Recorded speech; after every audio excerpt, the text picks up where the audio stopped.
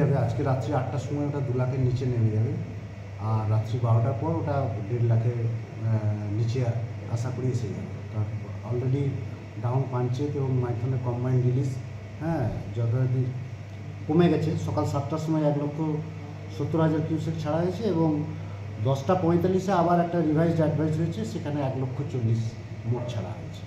আমাদের এখানে কমে যাবে, তাহলে এই জলটা যখন মানে হাওড়া দিকে পৌঁছাবে সেটা কতটা সময় লাগবে? এখান থেকে অ্যাকচুয়ালি বিভিন্ন টাইম আছে আর কি, তাতে আপনার টাইমটা লাগবে হচ্ছে কি আমি বলে দিই, সেটা হচ্ছে ডিপেন্ড করছে। যেমন ধরুন আপনি সদরঘাট বর্ধমান যদি বলেন তাহলে সেটা 20 ঘন্টা লাগবে দুর্গাপুর ব্যারেজ মানে থেকে আপনার ডাউন পাঞ্চের থেকে টোটাল টাইম যদি আমি ধরে নিই। আর হচ্ছে হাওড়ার আমতা হচ্ছে 60 আওয়ার্স লাগে।